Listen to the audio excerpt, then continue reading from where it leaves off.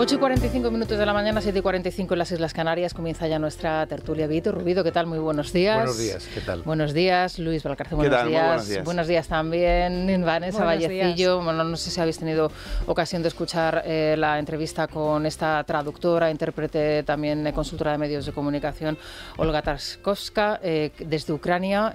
La verdad es que la situación de los cerca de 20.000 niños ucranianos que han sido secuestrados por las autoridades y las fuerzas rusas y que se mantienen retenidos en Rusia, les cambian la identidad y no pueden seguir el rastro a pesar del informe financiado hasta hace 4 días por la universidad, por Estados Unidos en la Universidad de Yale, la BBC. Es tremenda esta era historia, escalofriante porque no, aparte era un tema que hasta ahora no habíamos abordado, no se había tocado. Cómo está Putin utilizando a los niños como botín de guerra, que era lo que venía a decir esta experta, ¿no? Y cómo los cogen, los rusifican, les lavan la cabeza, les lavan el cerebro. Son niños, no solo los secuestran, sino que sí, los están militarizando, reclutando y a la postre acabarán siendo carne de cañón del ejército ruso, arrancándolo de su familia y sus madres. A ver, algunas familias enteras, ¿no? Hermanos. Sí, 5 hermanos han sido devueltos. ¿No? Nos contaba Olga que el caso de los últimos niños que han sido devueltos a Ucrania, entre ellos hay 5 hermanos que, claro, a estos sí que les han podido de alguna manera seguir la pista, pero claro, estamos hablando de miles y miles de niños que son arrancados de sus familias, de orfanatos, de guarderías y demás, y que no se vuelve a saber nada de ellos. Entre otras cosas, pues son muy pequeños, les cambian el nombre, la fecha de nacimiento, y tú dime a mí. En la guerra no hay nada de noble, la guerra no... que decía, creo que era Heráclito, que la guerra era la madre de todas las cuestiones, porque colocaba y sacaba poder a las personas, pero en todo caso, en la guerra no hay nada de noble. Pero había unas convenciones internacionales que se admitían, y una era el respeto a la población civil y otra era el respeto a los medios de comunicación. Con las guerras a raíz de, sobre todo de Oriente Medio, en Siria, etcétera, el Daesh, por ejemplo, rompió todas las convenciones internacionales, y la prensa era objeto, eran secuestrados, acordados, periodistas japoneses, norteamericanos, británicos, algún tonto español, y digo algún tonto español porque se les dijo clarísimamente, no os metáis ahí, y a las 24 horas de entrar en esa zona fueron secuestrados y hubo que rescatarlos. A pesar de los convencionalismos, como digo, han desaparecido. Y en el caso concreto de Putin, es que Putin probablemente es la expresión más clara del mal que ahora mismo conocemos. Probablemente hay muchos humanos que son la encarnación del mal, pero si hay alguien que podemos identificar internacionalmente hoy es Putin. La crueldad de llevarse miles de niños en un momento tan trascendente de la vida de las personas como es la infancia, llevarlos de su hogar, de sus raíces, de su familia, de lo más cercano. Bueno, no sé, pensar en vuestros hijos, lo que sería que ahora mismo con 8, 9, 10 años o 5 años los llevan para... o sea, ese trauma, para lavarles el cerebro y para rusificarles, como decía pero Luis aparte y de eso, Olga, ¿no? el sufrimiento que hay ahí también, que hay un enorme sufrimiento. De todas formas, fíjate que claro tienen todos los... Hay que decir que Olga es una analista internacional de primera, consultora de medios de comunicación, que justo cuando empezó la invasión rusa, ella 2 días después se iba, creo que, no sé si era a Estonia, porque la habían contratado para irse a trabajar allí, decidió quedarse en su país para seguir trabajando desde dentro.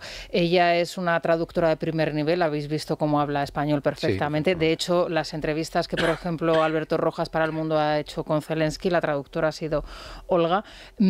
¿Cómo tienen de claro lo nefasto que está siendo Trump para Ucrania, ¿no? Y cómo este tiempo, digamos, que les da... Ese tiempo lo están aprovechando ahora para de tregua, dice, 50 días para una ofensiva, claro, que dice que está siendo brutal, con ataques de drones en localidades muy cercanas a Kiev, en este caso.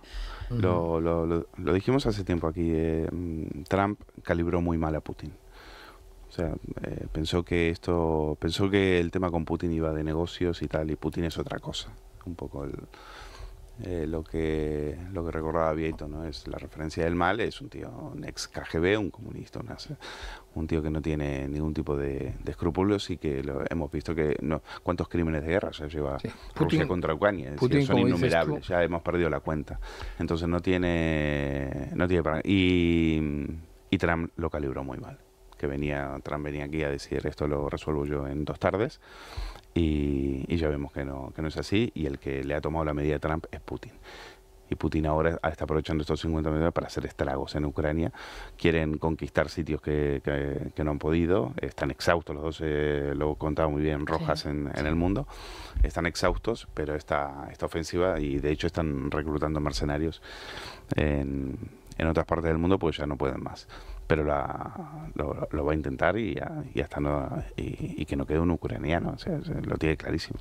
Sí, no, vamos a ver, Putin, decías tú, negocios también, pero como una cuestión secundaria. En esta cuestión ya Putin es incluso su supervivencia. Es que un fracaso ya definitivo, yo creo que sí se llevaría a Putin por delante, un fracaso en Ucrania. Por lo tanto, él ya no se conforma con quedarse con el Donbass, etcétera, con algunas zonas del territorio próximas a Crimea, sino que él quiere, y ya lo ha dicho, quiere Ucrania entera y la quiere entregada. Lo que ocurre es que esa apuesta también le puede salir mal, ¿eh?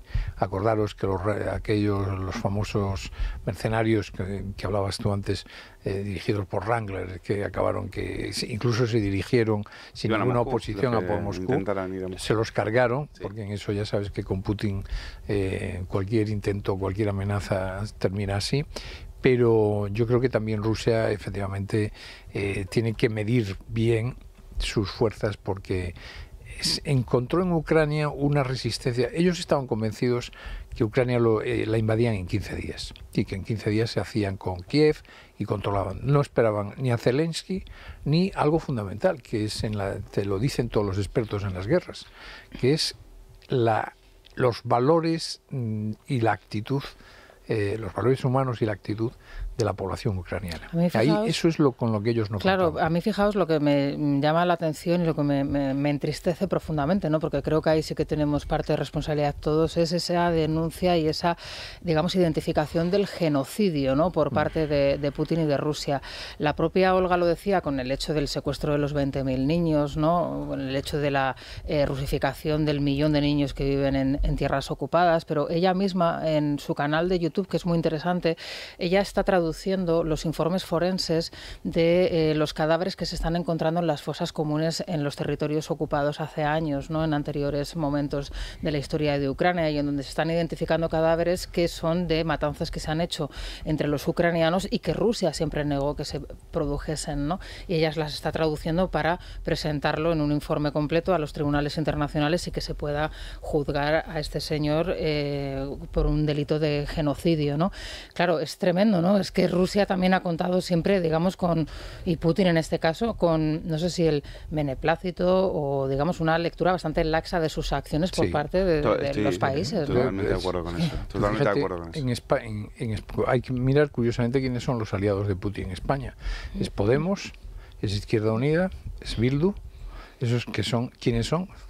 Ahora mismo son los socios del gobierno. No es que sean los socios del gobierno con apoyo parlamentario como puede ser Bildu. Es que en el caso de Izquierda Unida y lo que es Sumar y Podemos están sentados en el... En el 2014, recuerdas, The Economist hace un reportaje y dice quiénes son las marionetas de Putin en España, 2014. Pablo Iglesias. Claro. Sí, es Cuba, es Venezuela, Pablo Iglesias. es China. Pablo Iglesias. No sé quién decía hoy, en algún sitio leí yo, que decía, donde haya una dictadura, allí está Zapatero.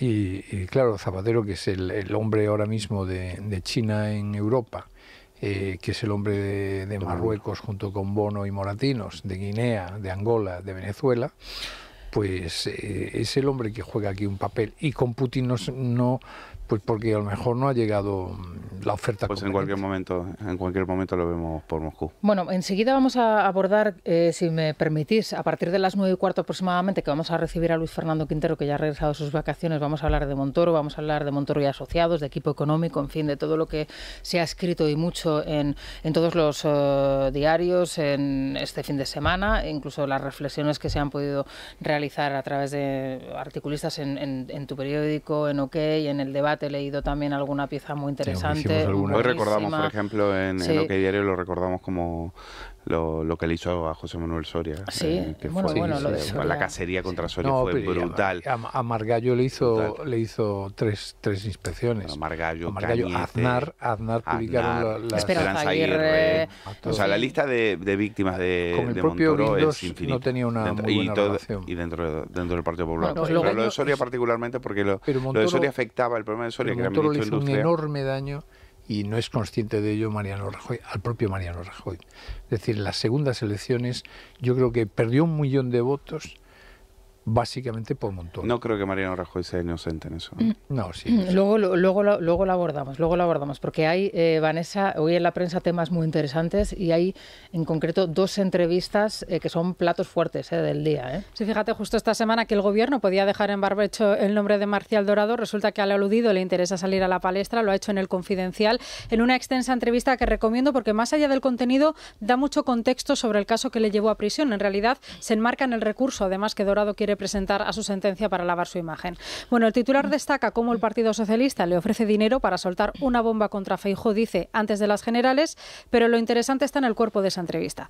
A lo largo de esa entrevista cuenta que fue el Partido Popular quien filtró al país esas fotografías, cuenta que en 2014 recibe a un abogado con un papel en el que pone: sales absuelto si echas basura contra Feijóo y Rajoy. ¿Quién manda esto?, pregunta él. La pequeña del Partido Popular, le responden. ¿Cómo que la pequeña? Sí, la pequeña del Partido Popular.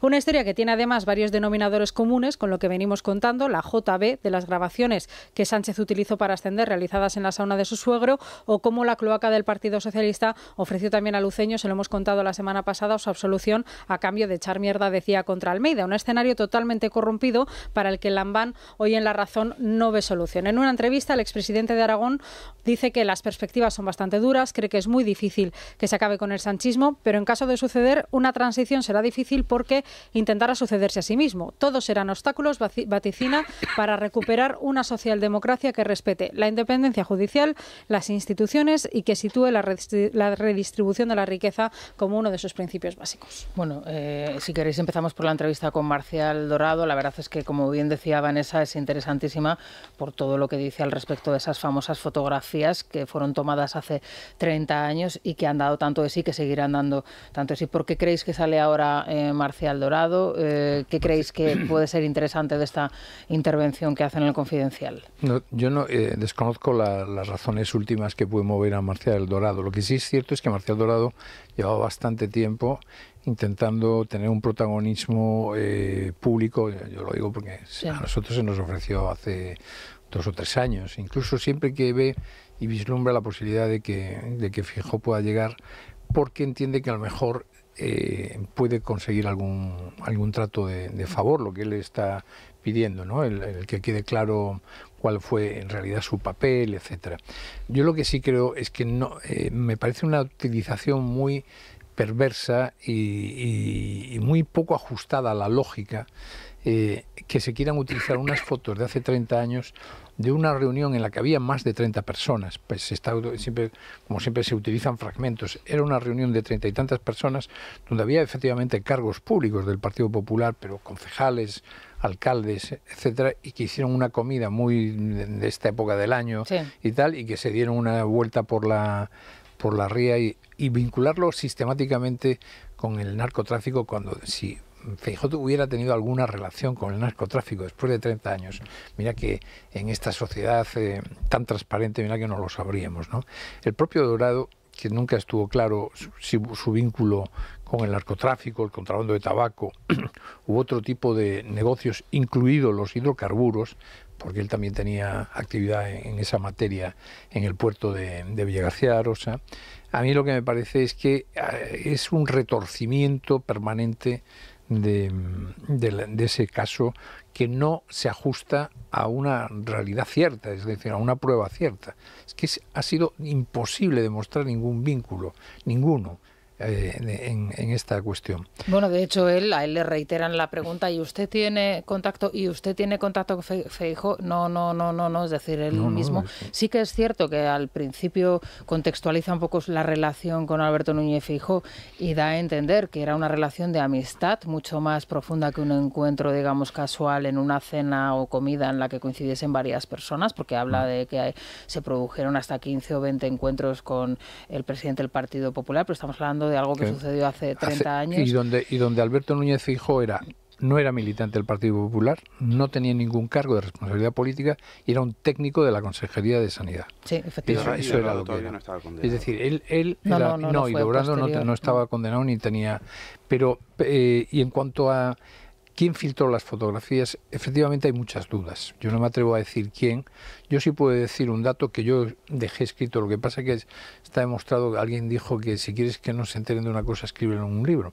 Yo lo escribí en mi libro, que es que las fotografías de estas las tenía efectivamente la delegación del gobierno en Galicia, en La Coruña, en la época del PSOE.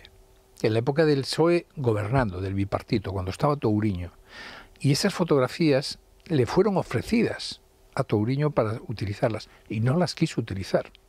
O sea, el candidato del Partido Socialista no quiso utilizar esas fotografías porque no le pareció, también estaba probablemente convencido que ganaba las elecciones, porque fue una gran sorpresa. Es la primera vez que Feijóo en el año 2009 gana las elecciones por mayoría absoluta y sorprendiendo a todos, porque nadie esperaba aquel vuelco del bipartito que formaban Partido Socialista, liderado por Emilio Pérez Touriño, y el BNG, liderado por Anxo Quintana. Y ahí, en ese contexto, no las quisieron utilizar. ¿Quién las utilizó después?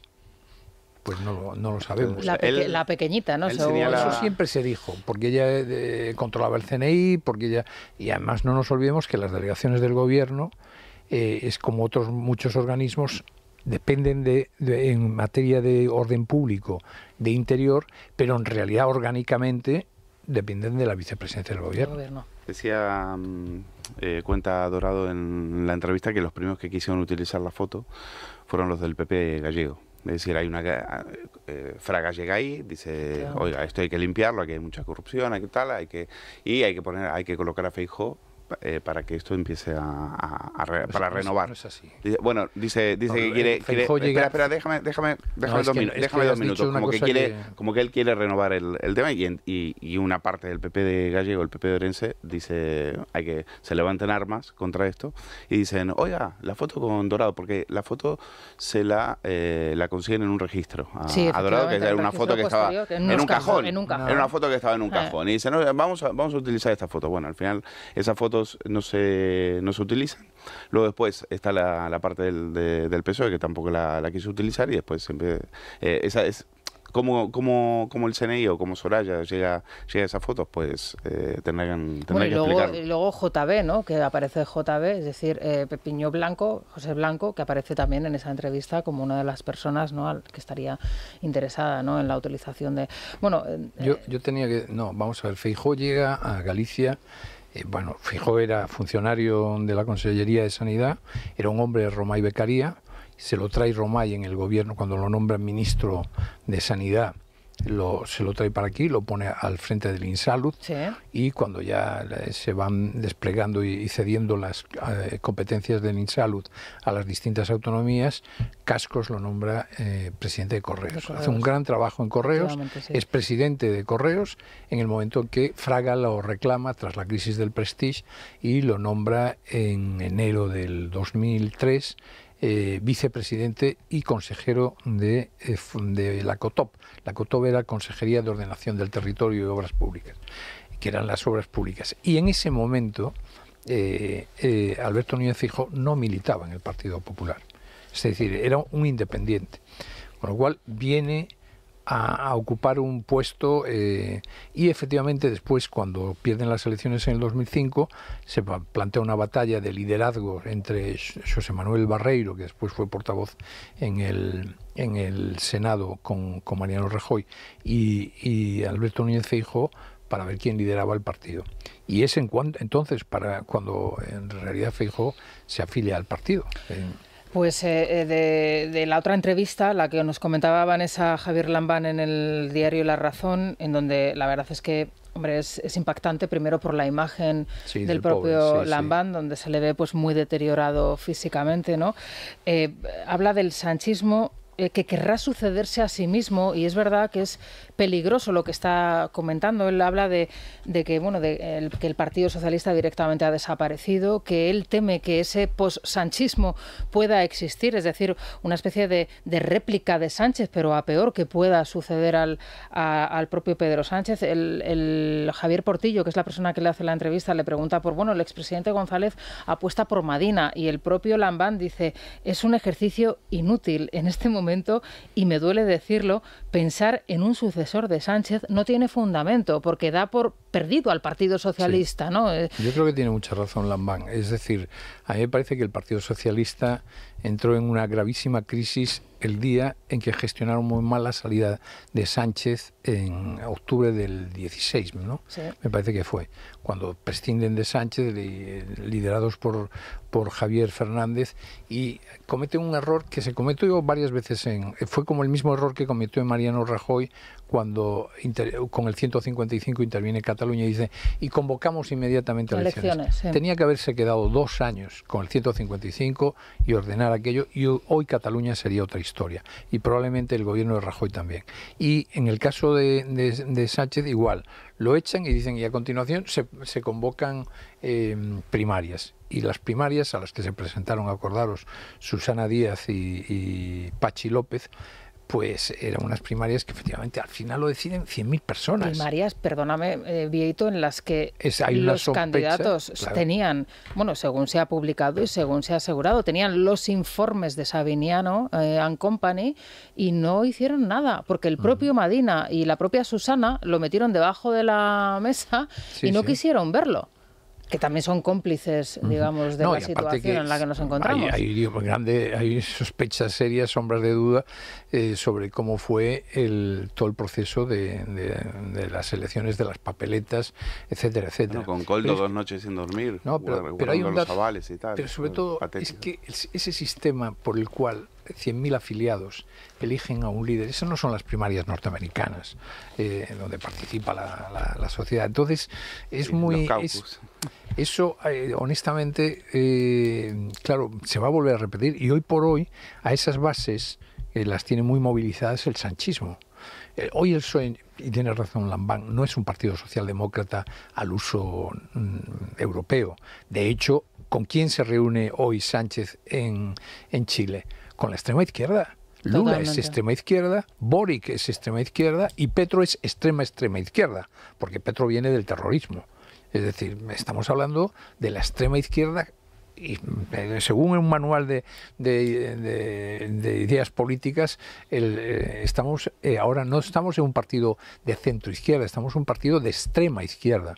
Y el sanchismo tiene las bases movilizadas, y son esos 100.000 afiliados que te van a garantizar que si no es Sánchez, será un sanchista.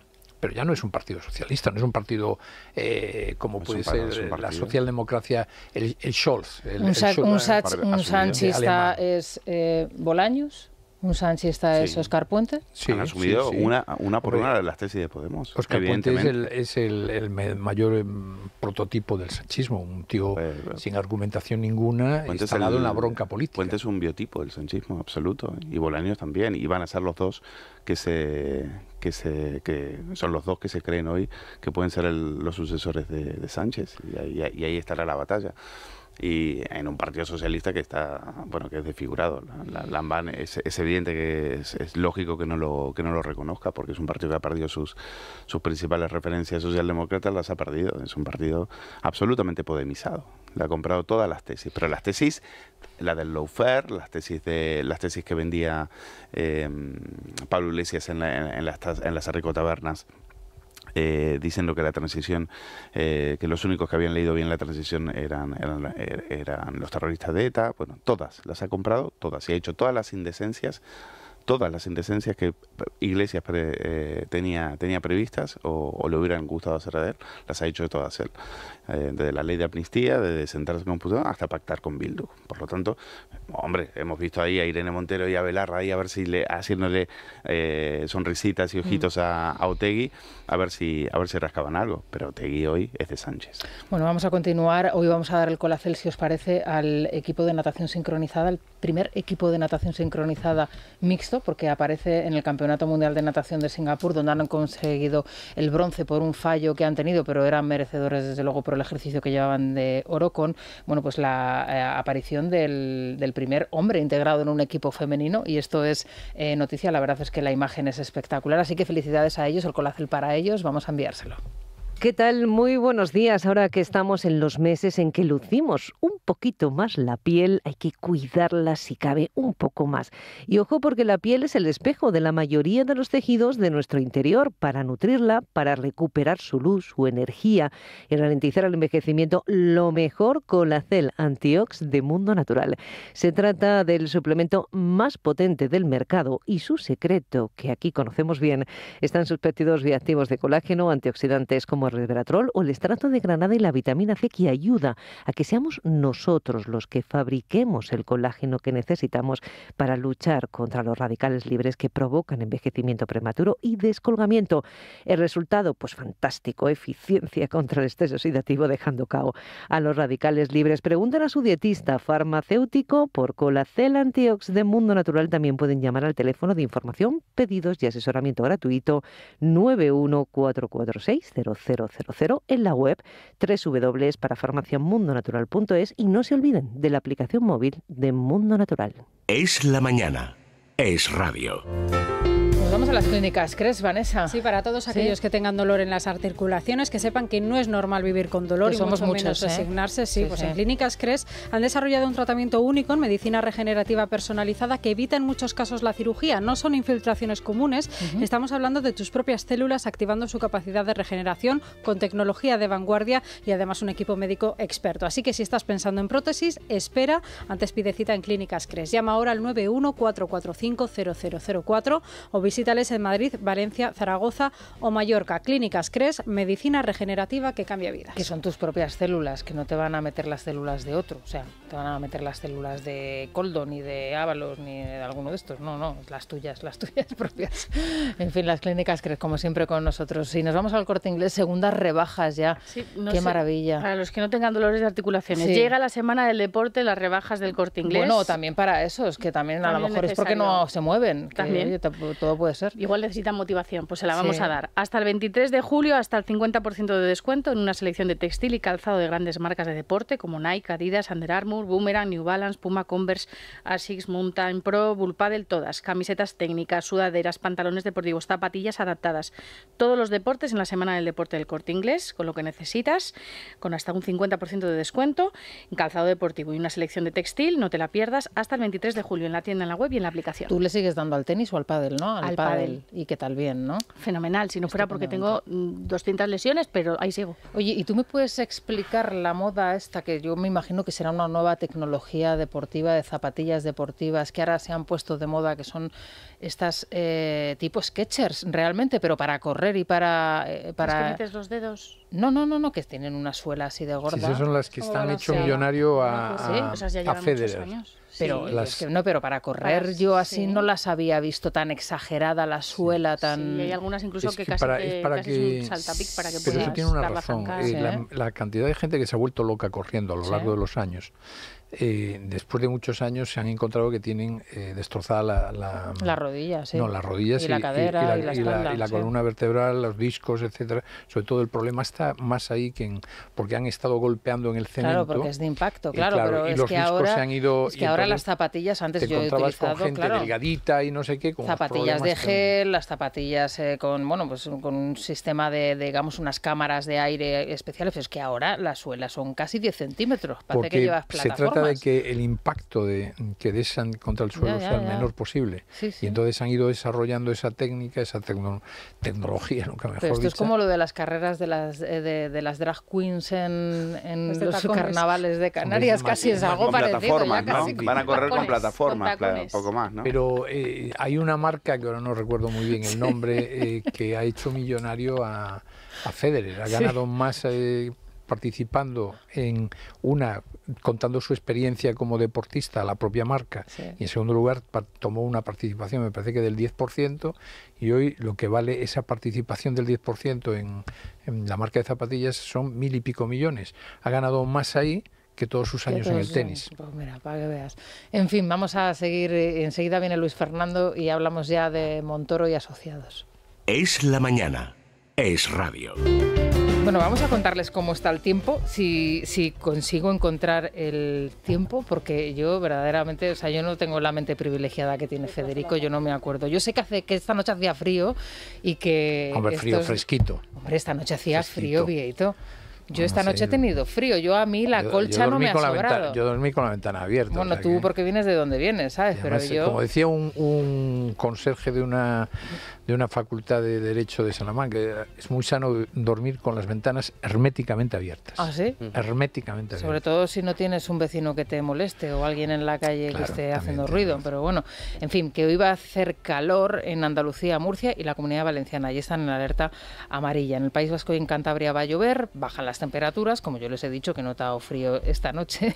Y la verdad es que eso se nota en Madrid, donde estamos en el entorno de 20 grados a esta hora de la mañana, y hoy la máxima será de 32.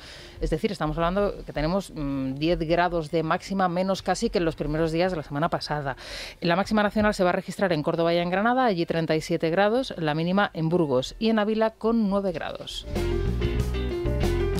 Y en la bolsa, Luis Fernando Quintero, ¿cómo abre a esta hora de la mañana? Bueno, pues plana, unas décimas en negativo, 0,16% abajo para un IBEX 35 que cotiza al borde de los 14.000 puntos, pero sin alcanzar los 13.971 puntos, según nos muestran las pantallas de la información en tiempo real. ¿De qué están pendientes los inversores en el día de hoy? Bueno, pues de la reunión que tendrá lugar esta semana en el Banco Central Europeo, y de nuevo vuelven los dimes y diretes sobre los tipos de interés. Bueno, pues perfecto, quédate, no te vayas. Te quedas ahí, quietecito, que no queremos perderte de vista, que te hemos perdido de vista durante muchas semanas y te echamos de menos. 4. Así que ahí te quedas.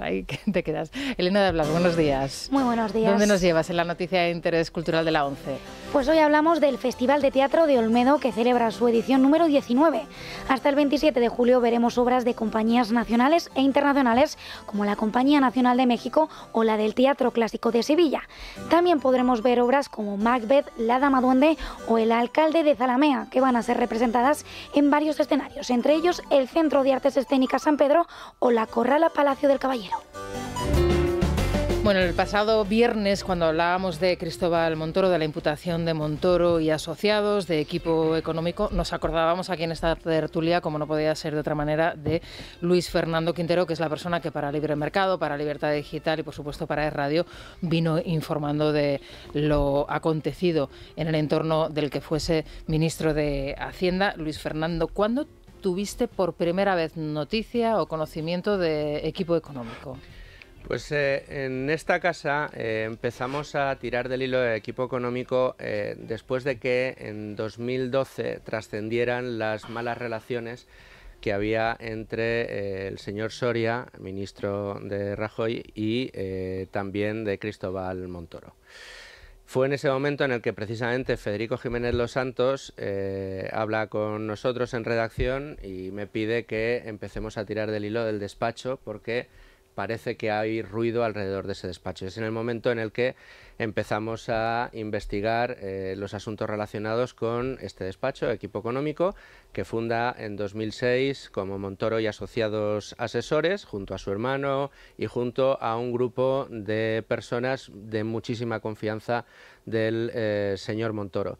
En 2013 empezamos a publicar las primeras informaciones en las que establecemos el modus operandi de Equipo Económico ya bajo el mando de Ricardo Martínez Rico. Porque Equipo Económico lo funda Montoro, pero luego en el momento en el que 2008 sale del accionariado, vende su paquete accionarial, se queda como presidente Ricardo Martínez Rico, continúa su hermano dentro de la estructura de la sociedad, de Equipo Económico, y empieza una nueva etapa cuando Montoro ya no es accionista de Equipo Económico. Pero es curiosamente a partir de ese momento, después de que sale de Europa, llega de nuevo al Congreso, Cristóbal Montoro, cuando la facturación del despacho empieza a subir de una manera estratosférica, además capeando los peores años de la crisis económica. Estamos hablando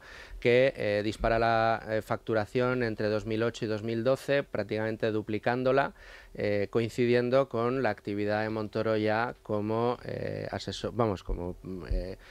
persona importante del mundo económico dentro del grupo parlamentario del Partido Popular y posteriormente cuando recibe responsabilidades políticas en el gobierno. Claro, porque llega al Congreso de los Diputados, luego secretario de Estado, luego pasa a ser ministro. Hablabas de las malas relaciones entre el ministro Soria y Montoro. Vamos a hacer un poco de historia. ¿Qué es lo que sucede? Es verdad que se pueden encontrar muchísimos documentos gráficos, audiovisuales, audios que hemos recuperado en la hemeroteca. Ahí está todo, pero realmente esto forma parte de un auténtico culebrón dentro del gobierno y que aquí íbamos contando capítulo a capítulo asombrados, ¿no? De lo que es sucedía. Un culebrón que además la gente del entorno, tanto de Soria como de Montoro, como del propio gobierno en aquel entonces, te contaban petit comité y te lo decían abiertamente, ¿no? Esas malas relaciones que, por recapitular un poco y poner en contexto, vienen del momento en el que, como ministro de Industria, Soria decide que hay que poner algún tipo de freno aquel déficit de tarifa horroroso que dejó Rodríguez Zapatero con sus famosas primas a las energías renovables.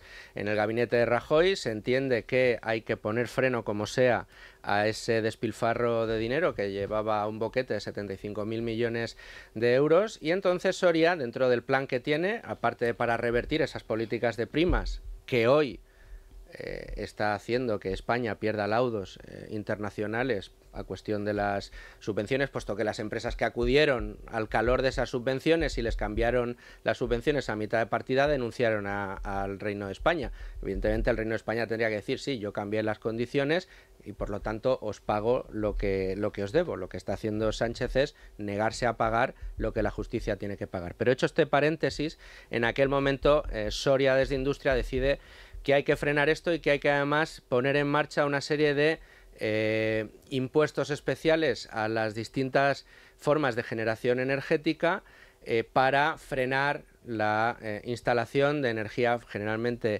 fundamentalmente solar fotovoltaica y termosolar, que curiosamente era una de las energías que representaba con más fuerza una empresa llamada Bengoa, que era cliente precisamente de Equipo Económico. Los intereses de los clientes de Equipo Económico se veían en juego por las decisiones que estaba tomando José Manuel Soria en el seno del gobierno. Y aquí es donde chocan ambos ministros. Montoro desde Hacienda diciendo que el reparto de impuestos tiene que ser diferente, que no se puede tratar peor a las termosolares. De hecho, la primera vez que se rechaza la apuesta de Soria en el Consejo de Ministros, digamos la primera vez que Montoro gana la mano, al día siguiente a Bengoa sube un 50% su valor en bolsa, después de que se conociera que se había frenado el decreto de Soria. Más adelante en el tiempo siguen estos debates dentro del seno del gobierno y cuando Soria finalmente en la Comisión Delegada de Asuntos Económicos, en la que se va a decidir el reparto de impuestos y el fin de las primas, es el día en el que el señor Cristóbal Montoro pone encima de la mesa un informe con el membrete de Hacienda con todas las razones por las que no se podían subir los impuestos como se estaba pidiendo a las generadoras en termosolar y que perjudicaba especialmente en ese caso a Bengoa. Y ahí fue el momento en el que Soria, muy enfadado, saca un informe de su carpeta, exactamente el mismo informe que había sacado Montoro, pero los membretes que figuraban en la parte alta de los documentos ponía Abengoa, que es ese momento magistral que recrea Federico aquí en la tertulia, ¿no? Y que numerosas fuentes presenciales en aquella reunión confirmaron al libre mercado que se produjo. Que había sido y luego así. Es cuando emiten el comunicado, cuando aquí leemos el comunicado, en fin, en donde luego tú vas a un foro en La Razón donde no te dejan preguntar al ministro sobre esta cuestión. Vamos a recuperar 2 momentos de Soria y de Montoro para que la gente, bueno, pues se dé cuenta de cómo estaba la situación y las relaciones hace 10 años. No conocemos el caso concreto en el sentido de TAP, pero que está claro que si hay cualquier indicio legítimo de sospecha, pues no se puede estar en el gobierno en esas condiciones. Le estoy diciendo que cualquier persona que tenga información relevante tiene que ir a la agencia tributaria. Quiero decir, porque si no, se pueden producir situaciones que después nos preguntaremos qué ha pasado. Las competencias en el seno del Gobierno están muy bien delimitadas y, por tanto, cualquier tipo de propuesta o medida en materia de reforma energética corresponde, como no puede ser de otra manera, al Ministerio de Energía, de Turismo y de Industria, sin perjuicio de que hay otros departamentos, fundamentalmente los departamentos de contenido económico, que lógicamente tienen que opinar. Se habló de gente, en este caso el exministro Montoro, de gente que se avergonzaba de ser del Partido Popular, en referencia a Soria. Luego Soria le contestaba que él no se avergonzaba de ser del PP. En fin, la verdad es que es un culebrón digno de conocer y de repasar. ¿Por qué crees tú que durante 7 años toda esta investigación ha estado oculta, no se ha conocido, no ha trascendido? Fíjate que las informaciones acerca de las investigaciones que se pusieron en marcha sobre Equipo Económico y que denunció en 2017, estas informaciones que sacamos en Libertad Digital arrancan en 2013, tengo que recordar, cuando publicamos cómo funciona Equipo Económico. Bueno, en 2017 ABC, con Chicote, denuncia una investigación que se hace sobre Equipo Económico y que finalmente se archiva en el 19. Después de que aquella causa se archivara, yo la verdad no sé a qué se ha debido el silencio durante estos años, ni a qué se debe el hecho de que justo en este momento, después de todos los años que han pasado desde que nosotros, el Libre Mercado, Libertad Digital, ENES Radio, otros medios de comunicación hayan denunciado todas las actividades y todas las dudas razonables que había sobre la actividad de Equipo Económico, sea justo ahora cuando se pone en marcha esta investigación. Lo que sí que podemos decir es que sea ahora, por no haber sido antes, si se esclarece la realidad y se prueba que utilizaron el despacho de Equipo Económico como un despacho de tráfico de influencias, como apuntaban todas las pruebas y todas las informaciones que hemos ido relatando a lo largo de estos años, pues bienvenido sea. Última pregunta y abro ya el debate. ¿Qué crees que tiene que hacer Feijóo con, digamos, lo que pueda quedar de ese pasado, no tan pasado, sino reciente del Partido Popular? Y me estoy refiriendo, por ejemplo, a personajes que aparecen en todos los referencias cada vez que uno pincha un vídeo de aquel entonces, como pueda ser Soraya Sáenz de Santamaría, como pueda ser Fátima Báñez, como puedan ser los hermanos Nadal, y aquí pongo y subrayo, o como puede ser el propio Mariano Rajoy, que salía su nombre, bueno, pues en numerosísimos artículos, reflexiones, artículos este fin de semana, entre otros el de, por ejemplo, Federico, Cacho, Pedro J. Ramírez. En el debate también alguien hablaba al respecto. Pues mira, yo creo que Alberto Núñez Feijóo podría empezar por hacer algún tipo de crítica o mención a lo que ha sido el paso de Montoro por el gobierno como miembro del Partido Popular, dejando anonadada a la izquierda por su pase por la derecha en materia impositiva. Se suele poner a Borrell como el ministro de Hacienda que arrancó... Era secretario de Estado. No secretario de Estado, efectivamente, que inició con la persecución fiscal de la agencia tributaria. Pero es que Montoro lo convirtió en algo virtuoso. Es que Montoro ha convertido la persecución fiscal en algo que raya el delito, por no decir que lo sobrepasa, y hay un despacho, como bien sabes, que está ahora mismo en España intentando analizar algunas de las cosas que puso en marcha Cristóbal Montoro, como el hecho de publicar listas de supuestos morosos a Hacienda, donde se señala a dominen a personas cuya presunción de inocencia debería ser al menos respetada. Por todo este pasado, más la sombra de corrupción que cada vez es más alargada sobre Cristóbal Montoro, estaría muy bien escuchar a Alberto Núñez Feijóo qué opina sobre la forma de tratar a la agencia tributaria de Cristóbal Montoro y sobre el pasado Cristóbal Montoro. Y estaría muy bien que si algunos de los satélites, no sé si municipales, autonómicos o empresariales, en los que tenga algo que ver el Partido Popular, que tenga hoy contratos con equipo económico, pues a lo mejor estaría muy bien que los dejaran. Bien, Luis. Bueno, vamos a ver, a mí este asunto requiere muchas cuestiones. En primer lugar, creo que lo que no puede es convertirse en el tema medular del debate sobre la corrupción cuando estamos inmersos en probablemente uno de los casos de corrupción en dimensión y en prácticas no santas homologables con la política de cualquier país civilizado, como es la utilización de la prostitución, etcétera, etcétera, que protagoniza el Partido Socialista. Entonces sería un error tremendo que el caso Montoro sirviese como cortina de humo para tapar lo que es una cuestión, a mí me parece, trascendente en la vida política de España y que tiene que ver con el declinar y probablemente la decadencia de la democracia en España, que es todo lo que rodea hoy a Pedro Sánchez. En segundo lugar, no le tengo ninguna simpatía a Cristóbal Montoro. Yo tuve algún altercado, siendo yo el director del diario ABC y publicando las portadas, porque al final el que se lleva a los enemigos y el que va al juzgado siempre es el director.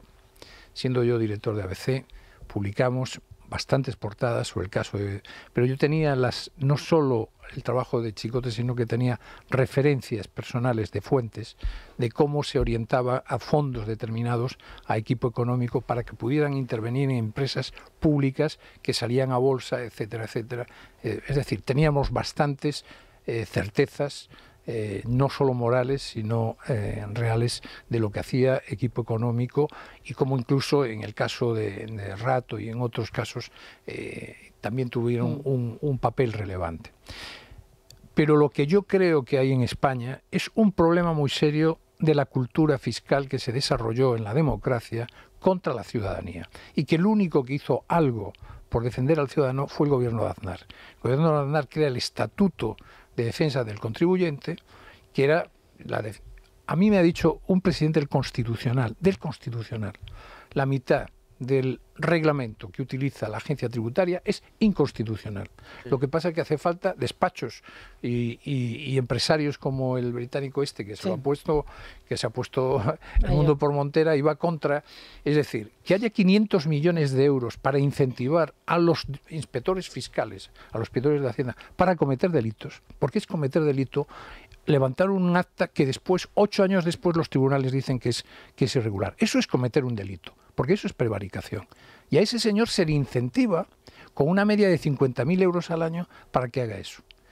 El acoso y efectivamente la utilización de sistemas que la policía tiene que pedir permiso a los jueces y el inspector de Hacienda no, como ponerte un localizador en un coche, o etcétera, etcétera, que eso lo hace la Inspección de Hacienda, o entrar en una oficina, 21 personas, 2 de ellos armados, eso es irregular todo. Y eso lo está haciendo la Hacienda Pública Española. Es decir, que al margen de Montoro, que efectivamente puso en marcha eso, pero ya estaba en marcha, y ahora ya no te digo nada con María Jesús Montero.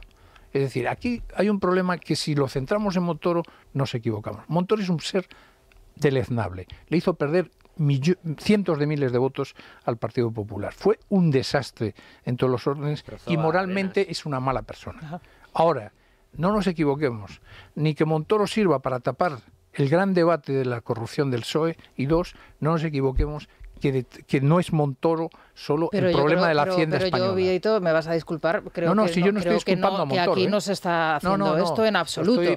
Lo estoy planteando como debate ante la opinión pública, ante los cientos de miles de oyentes que tiene este programa en este momento. Creo que la corrupción está instalada en este país. Creo que hemos naturalizado la corrupción como parte diaria de nuestro ejercicio en actividades cotidianas y de consumo doméstico, además, que las consideramos normales. Estamos viviendo en un país donde un presidente del gobierno que ha llegado a ganar unas primarias en un partido de una manera fraudulenta y donde ha falsificado un documento que le atribuye un estatus, digamos, académico que no le corresponde, es algo normal y puede llegar a ser presidente del gobierno. Por eso yo creo que España es un país corrupto y hay gente que niega que esto sea así y que se lleva las manos a la cabeza diciendo que no, que la corrupción no es algo generalizado en este país. Yo creo que sí. Por eso lo he dicho desde el principio. Estoy contigo, que te voy a dar un dato. Por ejemplo, los inspectores de Hacienda que dan formación a futuros inspectores cobran en negro. Cobran en negro porque no pueden legalmente cobrar de otra manera. Y esos señores, a esos inspectores, ¿quién los está fiscalizando? Los inspectores de Hacienda cobran en negro. El número 3, que es un gran trabajo que hizo Alejandro Entrambas-Aguas en el debate, el presidente del Tribunal Económico Administrativo, que pasaba facturas para que y te hacía el informe para que después, donde tú tenías que pagar 1,5 millones, dejabas de pagar. Sí, yo estoy de acuerdo contigo, claro. La corrupción en España está extendida hasta el grado de que tenemos un nivel de corrupción propio del tercer mundo, de un país africano en muchísimos aspectos. Es decir, no te sale nada en un organismo oficial si no hay coima por medio. Aquí evidentemente no se está tapando nada, aquí no hay ni desvío de mirada ni nada. O sea, aquí hay que hablar de Montoro, pues el caso, nos preguntamos cómo, después de que se archivó la causa en el 2019, pero evidentemente que hay causa Montoro y hay caso porque es uno de los personajes más deleznables y uno de los más terroríficos que ha pasado en la historia de la derecha y en la historia del Partido Popular. Esta es el último gran favor que le hace Montoro a la izquierda en un momento en el que de pobredumbre institucional y de corrupción sistemática en el gobierno. Y nos tenemos que preguntar algunas cuestiones, porque evidentemente Alberto Nadal, el último fichaje económico de relumbrón de Alberto Núñez Feijóo, yo creo que influenciado, por lo que nos dicen, influenciado por Mariano Rajoy, o sugerido en todo caso por el entorno de Rajoy, pues deberías hacerlo plantear. Alberto Nadal era una persona, los hermanos Nadal eran del núcleo duro de Montoro, al igual que Fátima Baños y tal. Secretario de Estado de Energía, primero de Energía cuando fue el caso Abengoa, era secretario de Estado de Energía cuando fue el caso... No, primero fue de Energía y después fue de Presupuestos. Entonces, y en el caso Abengoa, por las fechas coincidía con el tema, con lo que estaba relatando Luis Fer, que por cierto, enhorabuena, porque tú fuiste el primero que predicabas en el desierto prácticamente, todas las tropelías que estaba cometiendo, lo cual era, como decía Vieito, es un caso de terrorismo fiscal, es una persecución al ciudadano indecente. Estamos indefensos ante esta especie de Gestapo impositiva en la cual parece que tienen vía libre o luz verde para inculcarlos o violar los derechos de los ciudadanos sin ningún tipo de escrúpulos. Y Montoro fue la muestra. Acuérdate, se decía en esos casos, se decía que a las empresas se les decía, no te preocupes, conozco a alguien que te lo arregla, equipo económico, vete a verlos. Y cuando ibas ahí, te decían hasta a qué delegación de Hacienda tenías que ir, porque en esa te lo regularizaban. Y por supuesto pasando por caja, como todas las empresas que estaban ahí. Y eso provocó por eso yo creo que Mariano Rajoy es culpable también, porque él era consciente de la guerra civil que se había montado en el Partido Popular entre Montoro y a los que él detestaba porque pensaba que eran, o les consideraba señoritos del PP, como a Esperanza Aguirre le hizo perder unas elecciones. Bueno, y Arenas. O sea, es decir, no tenía ni... era tal el odio que tenían hacia los suyos. Contra la izquierda no. A la izquierda había que dejarla. Ahí me contaron, presuntamente, vamos a ponerlo en el presuntamente, pero me contaron que Montoro tenía un expediente en un cajón de Juan Luis Cebrián que jamás se atrevió a sacarlo.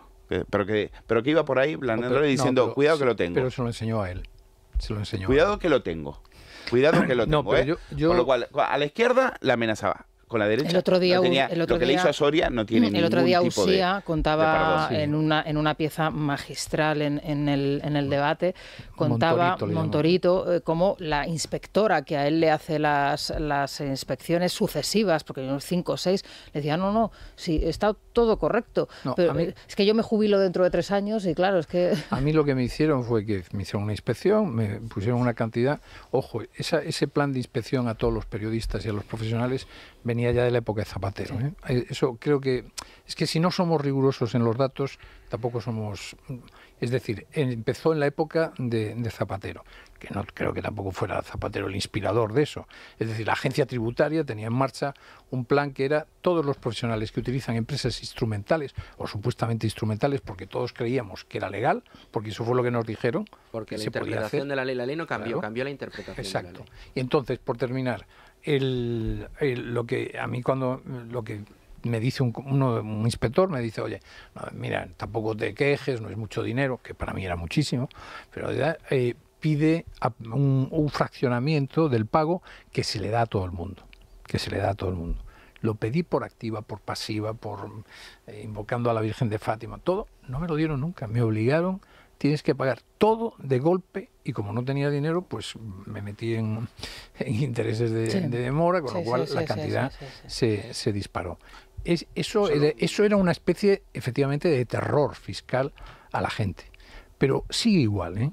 Es decir, yo creo que, de verdad, creo que es muy importante el debate, y ahí ya empieza a haber movimientos, y me alegro mucho de que haya despachos y personas que se atrevan, que hay que enfrentar a estos señores. Son ya... O sea, la Inspección de Hacienda ahora mismo es un peligro público contra la ciudadanía. O sea, no se puede entrar en una oficina, abrir los ordenadores sin una autorización de un juez, como hicieron. Una chica, esto me lo contaba de un íntimo amigo mío, oye, que esas son fotos de la boda de mi hija. Yo hago lo que quiero. No, usted no puede hacer lo que quiere. Usted se somete a la ley. Y usted, si esta señora le está diciendo que esas son fotos de la hija de la boda de su hija, no tiene que llevárselas en un disco a la delegación de Hacienda. ¿Pero qué es eso? Hay un caso, Vieito, un caso, Vieito, que te sonará, que a un periodista, la de la agencia tributaria, le dijo, ¿y te salvas? Porque soy hija de Guardia Civil. Sí, eso me suena. Conozco, ¿sabes a qué me refiero, no? Pues entonces, de estos casos hemos tenido mucho. Yo, solo un inciso, Vieito, tú dices, esto venía de la época de Zapatero, pero yo recuerdo a Montoro en el 2013 amenazando a los tertulianos de televisión y diciendo, cuidadito, no admitiré que los tertulianos de televisión tengan problemas con Hacienda. En el Congreso de los Diputados, lo dijo, en el Congreso de los Diputados amenazó a los periodistas con inspecciones de Hacienda. Y efectivamente... Y que utilizaba eso como terror y coacción, sin duda alguna. Es que yo no quiero eximir de ninguna responsabilidad a Montoro. Quiero utilizar el caso Montoro para decir que en España vivimos un momento de decadencia democrática evidente, vivimos de una fragilidad institucional como nunca se vivió, y en el medio de todo eso está una política fiscal que requiere, si tiene un reto de los muchos que tiene Feijóo, de cara a un gobierno que regenere moral y políticamente este país, es meterle mano a la agencia tributaria. Sin embargo, yo no sé si las explicaciones, perdonad, que ha dado Feijóo en las últimas horas en La Voz de Galicia, en la entrevista que ha coincidido, diciendo, bueno, ojo, que yo en los años que llevo gestionando, dirigiendo, teniendo responsabilidades, yo no he nombrado a ninguna persona que tenga ningún tipo de problema de corrupción con la justicia. También ha dicho que hay que investigar hasta el final. Entonces, bueno, esperemos a ver que... Una última pregunta, porque vamos a la actualidad. ¿El equipo económico del Partido Socialista es Acento? Fíjate, me esperaba la cuestión y llevo varios días desde que volvió a estallar todo el tema de Montoro dándole vueltas. Cuando nosotros empezamos a investigar equipo económico, lo que sale es, evidentemente, un despacho, o sea, el dibujo de un despacho de tráfico de influencias al uso. Un despacho fundado por un político que arranca con responsabilidades cuando lo funda en Bruselas, donde se supone que también hay lobbies que actúan con los eurodiputados para que las normativas europeas salgan de una manera o de otra, y que posteriormente, pues una vez llega a España, él se desvincula, pero arranca, digamos, la gran carrera de equipo económico asesorando a empresas a las que, como se ha dicho aquí, efectivamente nosotros también lo sabíamos, pero no publicábamos hasta que no teníamos la certeza. Se orientaba a la gente, a las empresas diferentes, a contratar equipo económico. Cuando uno arranca con esto se da cuenta de que de repente Vicente Martínez Pujalte tiene otro despacho de las características similares, que en el Partido Socialista muchos políticos que han estado en primera línea y que han dejado de estarlo se han montado sus propios despachos para poder vivir de algo, supuestamente, después de esto. Claro, yo creo que aquí quien más, quien menos habrá utilizado su influencia política para poder generar negocio para estos despachos, y hay algunos que se salen del molde. Equipo Económico lo hizo para Cristóbal Montoro, da la sensación de que Acento lo hizo para Pepe Burgos. Bueno, seguiremos, por supuesto, leyéndote. Muchísimas gracias, Luis. Enhorabuena por el trabajo que vienes desarrollando. Esta casa. Me imagino que será muy satisfactorio, digamos, a nivel profesional, ¿no? El ver que 10 años después, 12 años después, ¿no? Pues las cosas dan sus frutos y veremos a ver en qué queda este caso. Vamos a seguir leyéndote de cerca, como siempre. Sí, vamos a ver qué opinan los oyentes. ¿Qué tal, Jaime Fernández? Buenos días. Les hemos preguntado por esta cuestión, precisamente, ¿no? ¿Qué tal? Muy buenos días. Te tengo que contar que la mayoría de nuestros oyentes opinan que el Partido Popular, en concreto su líder Alberto Núñez Feijóo, debería haber reaccionado mucho antes y haber cortado lazos con cualquier atisbo de corrupción. Además, piden fulminar de la formación tanto a Pablo Casado como a Teodoro García Egea por el daño que han hecho a las siglas, y algunos advierten de su cambio de votos y siguen los pasos del Partido Socialista. Una pausa y les escuchamos. Es la mañana. Es radio. Bueno, Jaime, nos contabas que los oyentes lo tienen claro, ¿no? Efectivamente. Empezamos, si os parece, con Emilio, que pide a Feijóo que haga lo contrario a lo que piensa y que prescina de cualquiera que pueda dar sospechas de corrupción.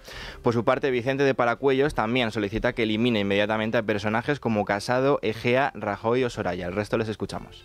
Hace tiempo, mucho tiempo, que el señor Núñez Feijóo tenía que haber prescindido del señor Mariano Rajoy, del señor Casado, del señor Egea, de todos los allegados al sorayismo y, por supuesto, del señor Montoro, claro. Luego, que no se quejen si en las próximas elecciones muchos de sus votantes, los que no son tan hooligans, den su confianza, por ejemplo, a Vox. Lo único que le puedo pedir, porque si quiere alcanzar la presidencia de España y que esta gente no le haga daño, es que se quite a toda esa gente. Tiene personas dentro del equipo del Partido Popular con muchos conocimientos y con muchas ganas de hacer grande a España, que es lo que hace falta ahí. El señor Feijóo tendría que deshacerse de todos los corruptos, echarles directamente. Pero dudo que lo haga, porque tenemos todavía a Casado y Teodoro y ahí siguen, riéndose de los que votamos y del partido entero. Respecto a lo que tiene que hacer Feijóo es eliminar a todos aquellos de la época de Rajoy,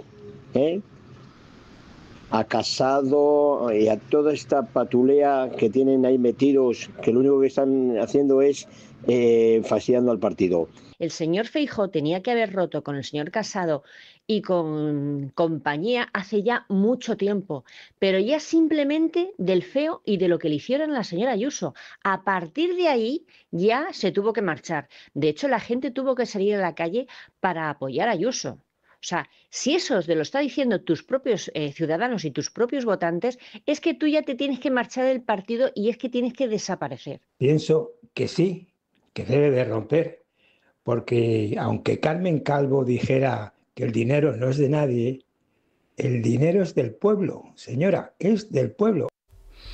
Bueno, pues esa es la opinión de los oyentes. Veremos a ver qué es lo que dice, qué es lo que hace Feijóo en las próximas horas. Hoy, de momento, creo que hay un par de intervenciones de su secretario general, también de la portavoz Esther Muñoz en el Congreso de los Diputados, y entendemos, bueno, pues que este asunto lógicamente va a seguir en primera línea informativa, es obvio, y sí, pero nadie lo puede ignorar. Yo sigo creyendo que lo que no se puede admitir es lo que está pretendiendo el PSOE y todo sí, en su entorno mediático. Está claro, no tiene nada que ver. Es decir, es que, vamos a ver, es que estamos hablando de que está el hermano procesado, ya no imputado, está la mujer imputada, está el fiscal general procesado, no imputado.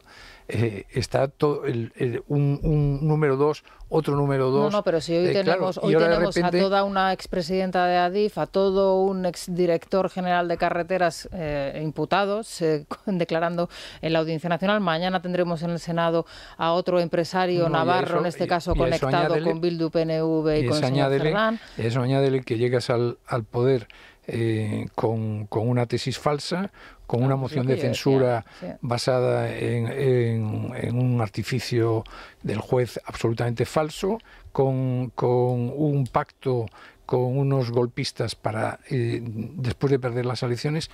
Y habiendo hecho tu carrera en parte gracias a la sauna de tu suegro. Exactamente. Habiendo vivido y beneficiado de títulos lucrativos. O sea que mira que están estos para dar lecciones. Pero claro, necesitaban rescatar algo, lo que sea, pero es que yo creo que una injusticia no justifica. Empezar para intentar empatar. No creo con esto ni empatan. No creo que esto le haga perder votos al Partido Popular. Es una causa ya muy antigua, muy del ya. El PP ya ha pagado por esto, ya ha pagado por esto en su momento y no le va a costar, no tiene ningún coste a Feijóo.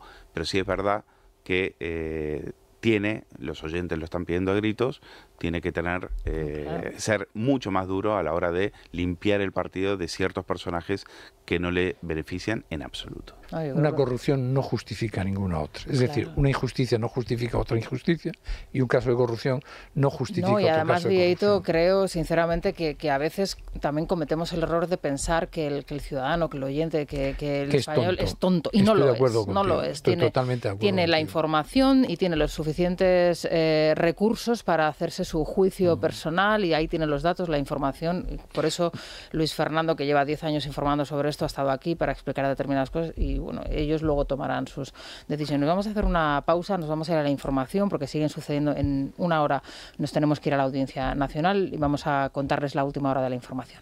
Es la mañana. Es Radio.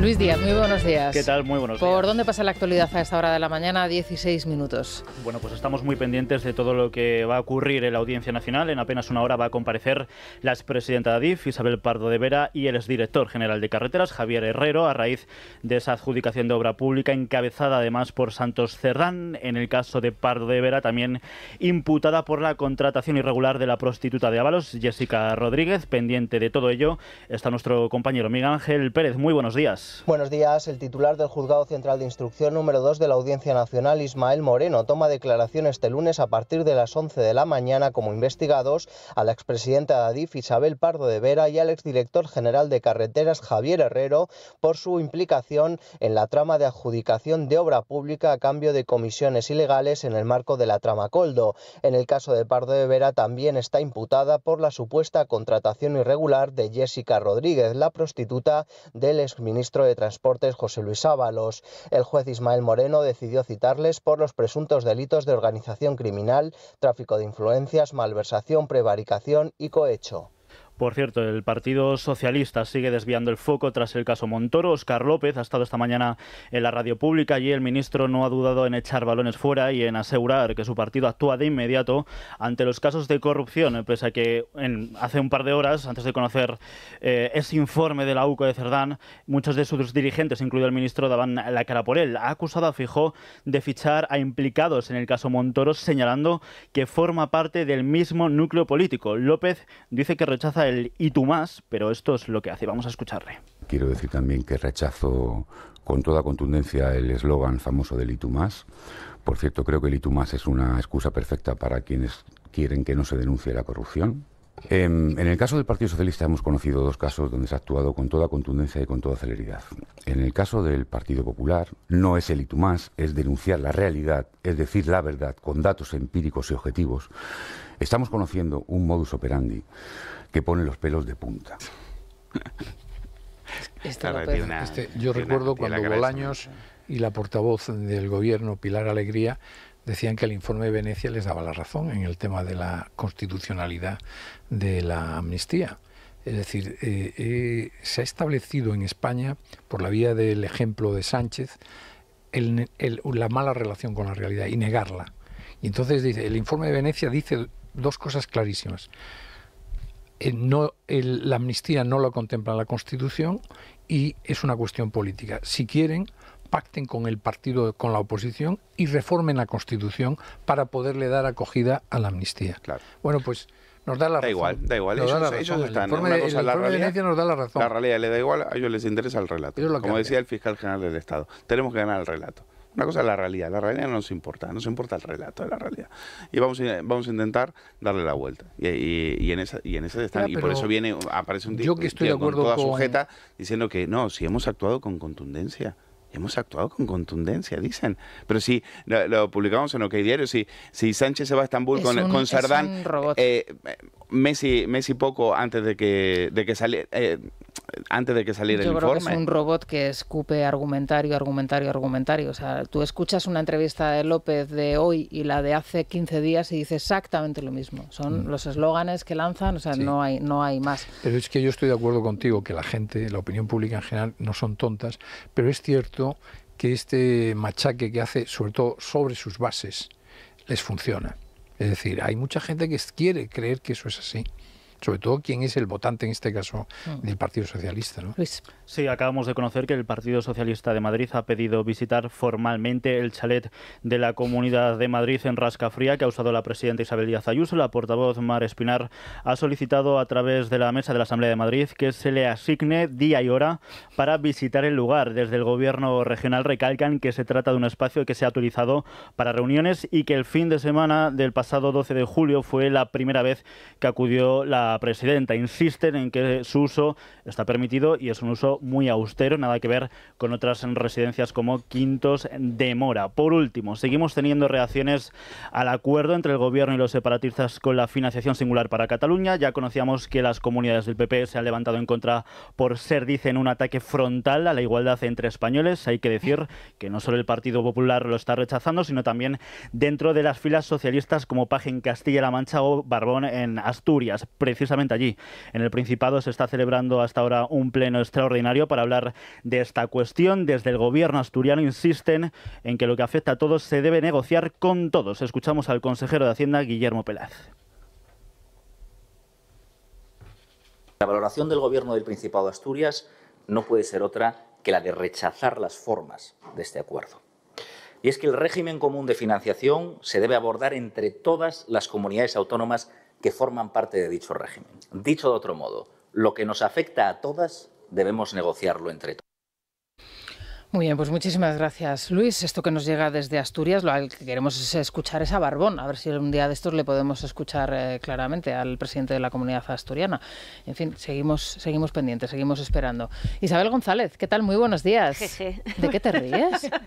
Jeje, me sigo riendo de la Kiss Cam y me río, a ver, que hay gente que sus vidas se han visto bastante afectadas por todo esto, sobre todo los protagonistas del famoso beso, de la famosa pillada, pero tenemos que hacer recopilación de todo lo que ha ocurrido. ¿No? Eso es, de lo que ha ocurrido este fin de semana, de ese despido de la empresa de Astronomer que nos hace cuestionarnos ahora o nos va a hacer cuestionarnos en nuestra tertulia del corazón si te pueden despedir o te pueden poner patitas en la calle por haber sido infiel y que se haya descubierto en todo el planeta. Es verdad que los americanos tienen una moral un poquito diferente a la nuestra en este sentido. Una doble moral, si me lo permites. Tienes toda la razón. Porque son los campeones de la pornografía infantil, los campeones de la pornografía mundial, donde hay las mayores perversiones, donde hay casos de corrupción, no de uno o de dos, pero tienen una doble moral. La moral pública, mira, había yo creo que era de Nueva York, un alto cargo, que era el líder antiprostitución. Sí. Y lo cazan pagándole $3.000 a una prostituta. Pero yo eso, fíjate, yo ahí estoy un poco en contra de lo que estáis diciendo. Es que yo creo que cuando tú representas a una empresa y tu empresa representa, o al menos se presenta con ciertos valores o principios, y la imagen que tú estás dando como altísimo directivo, como CEO de esa empresa, es totalmente diferente. A ver si la carta de lo que representa la empresa la ha escrito él, lo puedo llegar a entender. Yo es que ya sabes que no soy una partidaria de la defensa de que las personas representemos determinados valores. La semana pasada discutíamos profundamente en esta tertulia sobre Lamine Yamal y si representa algo o no. Para mí ese chico no representa absolutamente nada, y que le sigan los jóvenes incluso me parece hasta yo creo que depende del estado de las circunstancias. Probablemente él estaba en un espacio de su vida privada, que ahí efectivamente no estaba como CEO de esa empresa, sino también depende.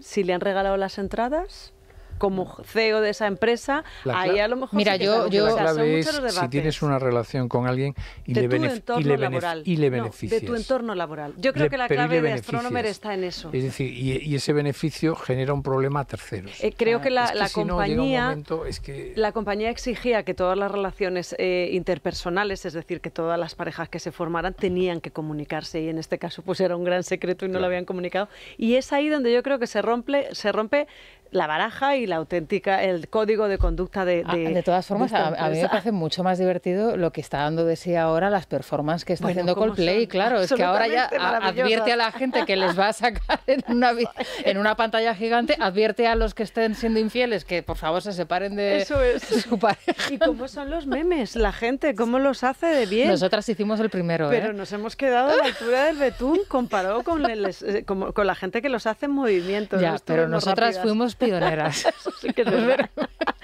Bueno, eso por un lado. Tenemos que hablar de ello, tenemos que hablar de todo lo que ocurrió el viernes.